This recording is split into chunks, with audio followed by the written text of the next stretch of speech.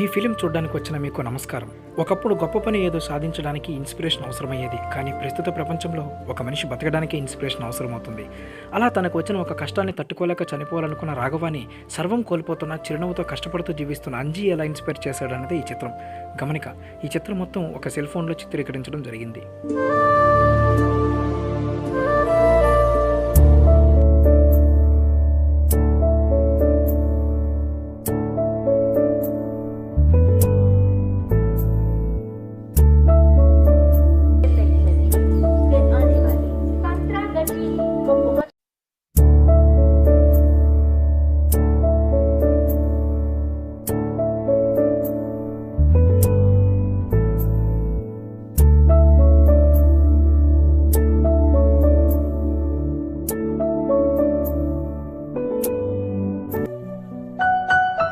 ఆపరా, చేయాల్సినంత చేసేసి ఇప్పుడేం చెప్తారు? ఎందుకురా మీరు ఇంకా మిమ్మల్ని నమ్ముకొని హార్ట్ ఆపరేషన్ చేసుకొని 3 నెలలు ఇంట్లో రెస్ట్ తీసుకుంటాను నేను 20 సంవత్సరాలు కష్టపడి సంపాదించిన షాప్రా అది. రిప్యుటేషన్ అంతా పోయింది కదరా, మొత్తం నాశనం చేశారు కదరా. మిమ్మల్ని నమ్మడమేరా నేను చేసిన తప్పు. అది మీకు నార్మల్ షాపే అవ్వచ్చురా, నాకు అది సామ్రాజ్యమే. పెట్టండి రా ఫోను.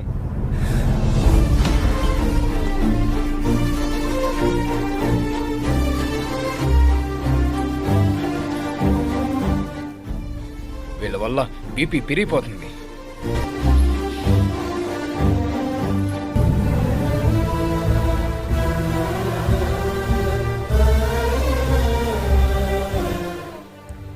సార్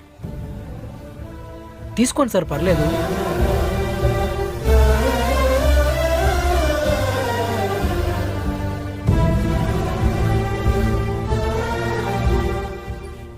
థ్యాంక్స్ అండి.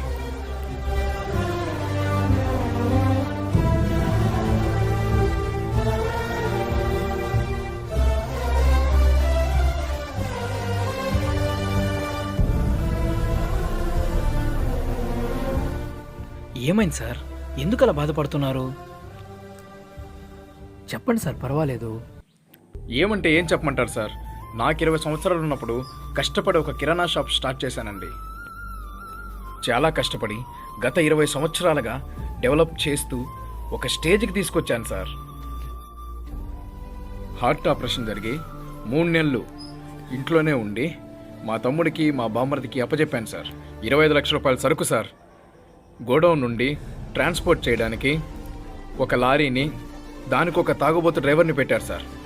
ఆ డ్రైవర్ తాగేసి ఆ మత్తులో ఒక ఆటో ఎదురుగా వస్తుంటే ఆటోను గుద్దేశాడు సార్. అయ్యో! 25 లక్షల రూపాయల సరుకేమో అటు నీటి పాలైపోయింది, ఆటో డ్రైవర్ ఏమో కోమాలకి వెళ్ళిపోయాడు. అదేమో ఇప్పుడు కేసు అయిపోయింది.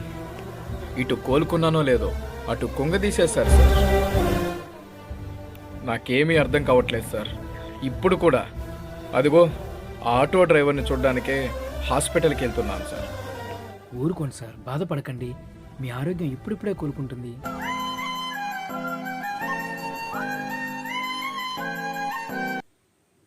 అమ్మా, రైల్వే స్టేషన్లో ఉన్నానమ్మా.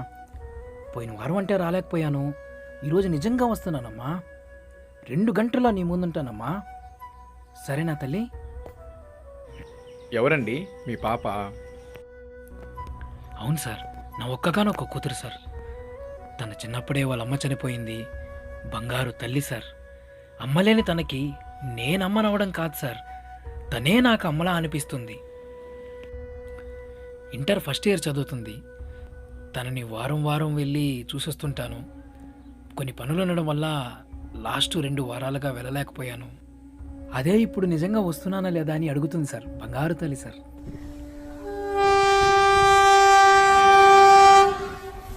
సరే అండి, నా ట్రైన్ వస్తుంది, వస్తాను. ఇంతకీ మీ పేరు చెప్పలేదు? నా పేరు అంజీ. మీ పేరు? రాఘవ.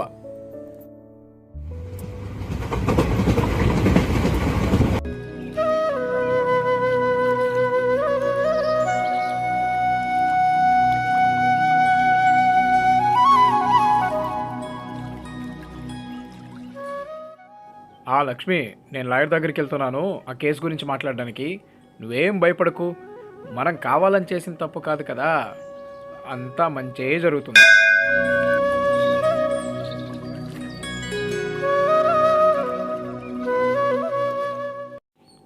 సార్ గుర్తుపట్టారా? మీరు మీరా? ఎంతవరకు వచ్చింది మీ షాప్ విషయం? ఆ కేసు సాల్వ్ అయిందా? ఆ పని మీద తిరుగుతున్నానండి. అది సరే కానీ మీరేంటి ఇలా? అప్పుడు నేను చూసినప్పుడు హుందాగా చాలా బాగా కనిపించారు, చేతికి ఉంగరాలతో అలా. ఏంటి ఇలా అయిపోయారు? ఇదేదో యూనిఫామ్లా ఉంది. అదా ఏం చెప్తామండి, నేను మా తమ్ముడు కలిసి ఒక వ్యాపారం పెట్టాము. అది లాస్ వచ్చింది. ఆ అప్పు తీర్చడానికి మా ఇద్దరి పేరు మీద ఉన్న 3 అంతస్తుల ఇల్లు అమ్మేశాము. ఆ అప్పు తీర్చేశాము. ప్రస్తుతానికి ఇల్లు గడపడం కోసం ఒక ఫ్యాక్టరీలో పనిలో చేరానండి. ఆ యూనిఫామే ఇది. ఓ, ఇంతకీ మీ అమ్మాయి ఎలా ఉంది? అమ్మాయి బాగుంది సార్. అమ్మాయికి ఎగ్జామ్స్ అయిపోయి హాలిడేస్కి ఇంటికే వచ్చింది. సార్ నేను వస్తాను సార్, టైం అయింది, డ్యూటీకి వెళ్ళాలి. పాపం. లాయర్ గారు వచ్చేసానండి, మీ ఇంటి దగ్గరలోనే ఉన్నాను.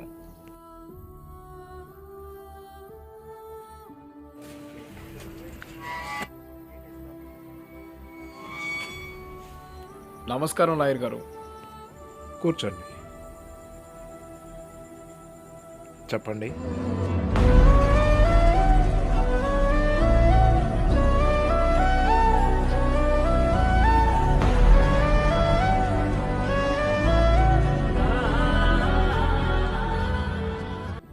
మీరు చెప్పిందంతా అర్థమైంది.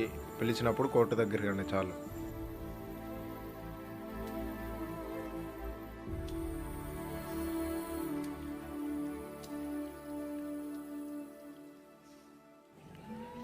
ఏం కోర్టులు రా బాబు, ఇప్పటికీ 3 నెలలైంది.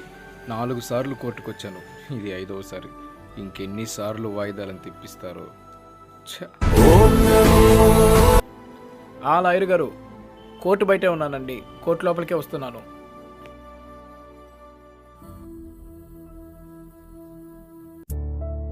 పలానా రోజు యాక్సిడెంట్ జరిగింది కదా, 14th 14th.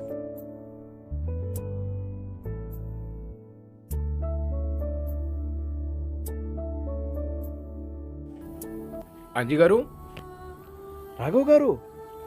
అంజి గారు బాగున్నారా? మీరేంటి ఇక్కడ? మీ చెయ్యి ఏమైంది? ఇదా, ఫ్యాక్టరీలో పనిచేస్తున్నప్పుడు అనుకోకుండా చెయ్యి మిషన్లో పెట్టేశాను. దాంతో ఇలా అయిపోయింది సార్. తెలిసిన వాళ్ళ ద్వారా నిన్నే ఈ పనిలో చేరాను. అయ్యో, జాగ్రత్తగా ఉండాల్సింది కదండి. ఎంత ఘోరం జరిగిపోయిందండి. ఏం చేద్దాం సార్, మన చేతుల్లో ఏముంది? నాదే తప్పు.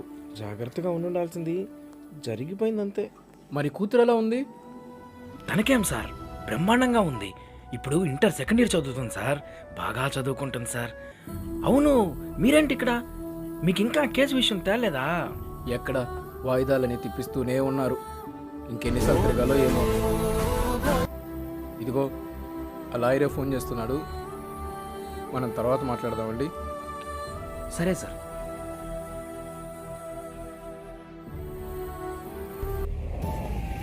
ఈ కేసుని తరువాత వారానికి వాయిదా వేయడం జరిగింది. వచ్చే నెలకు ఈ కేసు వాయిదా వేయడం జరిగింది. వాయిదా వేయడం జరిగింది.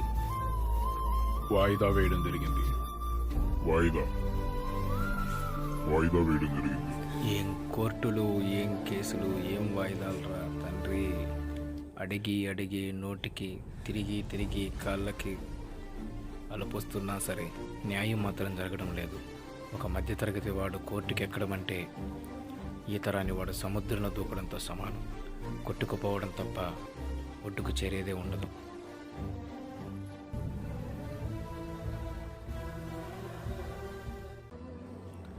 సార్ లాయర్ గారు, మీ దగ్గరికే వస్తున్నానండి, మిమ్మల్ని కలవాలని. ఇంకా ఎన్ని వాయిదాలు సార్? సంవత్సరం నుండి తిరుగుతూనే ఉన్నాను సార్. 1 సంవత్సరం నుండి షాప్ మూతబడే ఉంది సార్. 25 లక్షల రూపాయల సరుకు నష్టం నాకు. కష్టపడి సంపాదించుకున్న షాప్ రెప్యుటేషన్ పోయింది సార్ కోర్టుల చుట్టూ తిరగడం వల్ల. ఇంట్లో చదువుకునే పిల్లలు, పెళ్లి వయసు వచ్చిన ఆడపిల్ల ఇంట్లో ఉంది సార్. ఇంకా వాయిదాలని ఇలా కోర్టుల చుట్టూ తిరగడం నా వల్ల కాదు సార్. నా మీద అరసావేంటయ్యా? నా మీద అరసావేంటి? ఆటో డ్రైవర్ కోమాలో ఉన్నాడు, వాడు బతుకుతాడో లేదో తెలీదు. గుద్దిది మీ వాడు, మీ లారీ. వాడికి ఏదన్నా అయితే ఓ పని చెయ్యి, 15 లక్షలు అరేంజ్ చేసుకో. వాళ్ళు కేసు విత్డ్రా చేసుకునేలా నేను ఒప్పిస్తాను. లేదంటే ఇలా వాయిదాల మీద వాయిదాలు అంటూ పిలిచినప్పుడల్లా రావడం తప్పదు.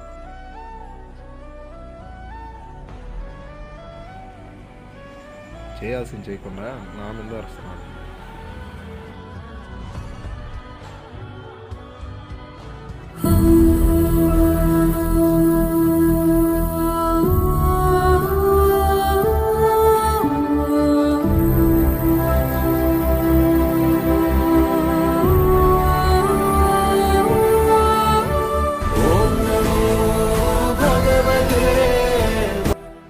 ఏమండి, మీ చెల్లికి ఒక మంచి సంబంధం వచ్చిందండి.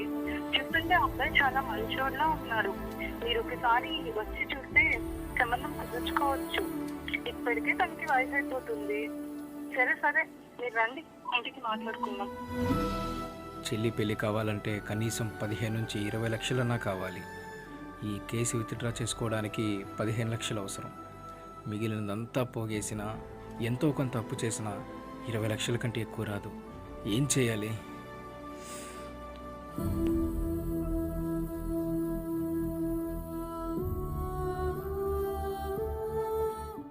ఇతను ఆ కిరాణా షాప్ రాఘవలా ఉన్నాడు. మొన్నటిదాకా ఎంత మంచి పేరుండేది, ఇప్పుడేంటి ఇలా అయిపోయాడు? ఏమైనా సరే బండ్లు ఓళ్ళు అవుతాయి, ఓళ్ళు బళ్ళు అవుతాయి అంటే ఇదేనేమో. లేదురా, నేను ఊరి దాకా వచ్చినాను రా. మా బామ్మర్ది ఒకడు ఫుల్గా తాగేసి ట్రైన్ నుండి జారిపడి చనిపోయాడు. ఆ పెద్ద కర్మకని వచ్చినాను. సాయంత్రానికంతా వచ్చేస్తానులే. మావాడు చాలా తెలివైనోడు రా. ₹1 కోటి ఇన్సూరెన్స్ కట్టాడంట. బతుకున్నాడంత ఎప్పుడు సంపాదించాలి. ఒక రకంగా వాడు బతుకున్న కంటే చనిపోవడమే మంచిదైంది ఫ్యామిలీకి. మిగతావన్నీ మనం సాయంత్రం మాట్లాడుకుందాంలే ఊరికొచ్చాక. నేను కూడా ఇన్సూరెన్స్ కట్టున్నాను కదా, అసలే పరువు పోయింది. ఇప్పుడు నేను బతుకుండడం కంటే ఆ వచ్చే డబ్బే ఫ్యామిలీకి అవసరం. నేను కూడా వెళుతున్న ట్రైన్లో నుండి దూకేస్తే యాక్సిడెంటల్గా జరిగినట్టే అందరూ అనుకుంటారు. ఎస్, ఇదే కరెక్ట్. చివరిసారిగా ఒక్కసారి లక్ష్మితో ఫోన్లో మాట్లాడదాం. లక్ష్మి, తిన్నావా? సరే కానీ నేను చెప్పేది జాగ్రత్తగా విను. చెల్లికి సంబంధం వచ్చిందన్నావు కదా, అది నీకు నచ్చితే నువ్వే ఖాయించేసి చెల్లి పెళ్ళి నీ చేతుల మీద జరగాలి లక్ష్మి. సరేనా? జాగ్రత్తగా ఉండు. నేను వచ్చేస్తానులే. నిన్ను వదిలేసి నేను ఎక్కడికి వెళ్తాను? పిల్లలు జాగ్రత్త.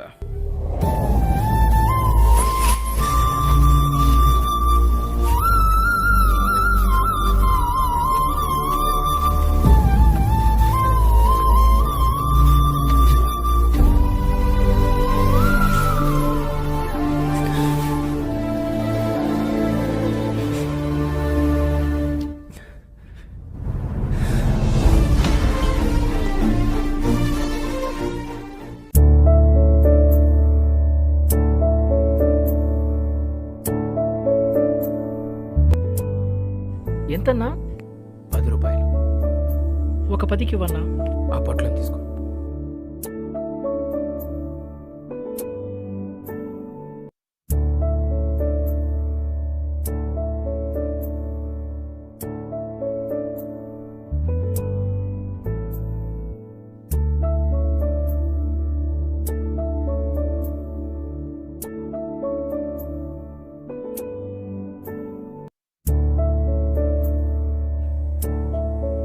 సార్, రాఘవ్ గారు. అంజీ, మీరా? మీ కాళ్ళేమయ్యాయి? నేను చూస్తుంది నిజమా కళ? అదా, ఒకరోజు కోర్టు నుండి ఇంటికి వెళ్ళే దారిలో ఒక 5 సంవత్సరాల పిల్లోడు ఆడుకుంటూ రోడ్డు మీదకి వచ్చేసాడు. ఆ బుడ్డోడిని కాపాడే సమయంలో వెనకాల నుండి ఒక టిప్పర్ వచ్చి గుద్దింది. దాంతో 2 కాళ్ళు పోయాయి సార్. మిమ్మల్ని ఇలా చూస్తానని అస్సలు ఊహించలేదు. ఎందుకు మీకే ఇలా జరుగుతుంది? అది సరే, ఈ చెనక్కాయలు అమ్ముకోవడం ఏంది సార్? కూటి కోసం కోటి విద్యలు అన్నట్టు అదే ఇది. కష్టపడే మీ తత్వానికి నేను శిరస్సు వంచి నమస్కరిస్తున్నాను సార్. ఇదే రైల్వే స్టేషన్లో మొదటిసారి చూసినప్పుడు చాలా హుందాగా కనిపించారు. రెండోసారి చూసినప్పుడు ఆస్తిపోయి ఒక ఫ్యాక్టరీలో ఉద్యోగం చేస్తూ కనిపించారు. ఆ తర్వాత ఒక్క చేయి పోయినా కోర్టు దగ్గర రాసే పనిలో కనిపించారు. కానీ ఇప్పుడు 2 కాళ్ళు పోయినా సరే, ఇలా ఉన్నా సరే, మీ ఒంటి చేత్తో పనిచేస్తూనే కనిపిస్తున్నారు. ఇవన్నీ తలుచుకుంటే మీకు బాధగా లేదా? అయినా ఒంటి చేత్తో ఏమని చేయగలరు? ఎంతవరకు చేయగలరు? భలేవారండి. ఒంటి చేత్తో ఏం చేయగలనా? నా బంగారు తల్లిని ఆశీర్వదించగలను. తనకి ఆకలేస్తే అన్నం తినిపించగలను. నేనున్నంత వరకు తనకి కన్నీళ్లు రాకుండా చూసుకుంటాను. పొరపాటున కన్నీళ్లు వస్తే ఈ చేత్తో తన కన్నీళ్లను తుడుస్తాను. రేపు ఉన్న ఈ ఒక్క చేయి పోయినా నా 2 కళ్ళతో నేను కన్ను మూసే వరకు తనని కంటికి రెప్పలా కాపాడుకుంటాను. ఇంత చెప్పాక మిమ్మల్ని ఒకటి అడగాలనుంది. అడగండి సార్, పర్వాలేదు. ఆస్తి పోయింది, చెయ్యి పోయింది, 2 కాళ్ళు పోయాయి. అయినా కూడా ఒక్కసారన్నా నాకు ఈ బతుకు ఎందుకని, నాకు వద్దు అని చనిపోదామని అనిపించలేదా? చిన్నప్పుడు మాకు మా గురువుగారు ఒక మాట చెప్పారు సార్. కోరుకున్నవన్నీ దక్కితే కన్నీళ్ళెందుకు, అనుకున్నవన్నీ అయిపోతే కష్టాలెందుకు. ఏదైనా అవసరాన్ని బట్టి కోరుకోవడం మనిషి లక్షణం, కానీ అర్హతను బట్టి పొందడం కర్మ ఫలితం. మన జీవితంలో మనకు తెలియకుండానే రావాల్సినవి వస్తాయి, పోవాల్సినవి పోతాయి. వాటి గురించి ఎక్కువ పట్టించుకోకూడదు. మరీ ముఖ్యంగా లేని వాటి గురించి ప్రయత్నం చేయడం, పోరాటం చేయడం వీరత్వం. కానీ రాని వాటి గురించి ఏడవడం, సమయం వృధా చేయడం మూర్ఖత్వం. ఆ మాటలే నాకు స్ఫూర్తి. బతకడానికి అవయవాలో ఆస్తులో అవసరం లేదు సార్. మనల్ని అభిమానించేవాళ్ళు, మనల్ని ప్రేమించేవాళ్ళు ఒక్కరు మన జీవితంలో ఉంటే చాలు. వాళ్ళ కోసం బతికేయచ్చు. ఇప్పుడు చెప్పండి సార్, పోయిన నా ఆస్తినో, నా చెయ్యినో, నా కాళ్ళనో తలుచుకొని చనిపోమంటారా? లేక ఉన్న నా ఈ చెయ్యిని, నా బిడ్డని తలుచుకొని జీవించమంటారా? నా బిడ్డకు నేను అందంగా ఉంటేనో, ఆస్తి సంపాదిస్తేనో తనకు ధైర్యం కాదు సార్. నాన్నగా నేను తనతో ఉంటేనే తనకు ధైర్యం, తను నాకు బలం. అన్నట్టు ఎన్ని కోల్పోతున్నా మీ ముఖంలో ఆ చిరునవ్వు మాత్రం కోల్పోవడం లేదు. ఎలా? ఏదైనా మనకున్న దాంట్లో సంతృప్తి పడితే చిరునవ్వుని మన నుండి ఎవ్వరు దూరం చేయలేరు. ఇది కూడా మా గురుగారే చెప్పారు సార్. గ్రేట్. నాకు మీ పరిచయం, ఈరోజు మీరు చెప్పిన మాటలు నా కళ్ళు తెరిపించాయి. బతుకుదాం, ఏది ఏమైనా సరే ఉన్న దాంట్లో సంతృప్తిగా బతుకుదాం.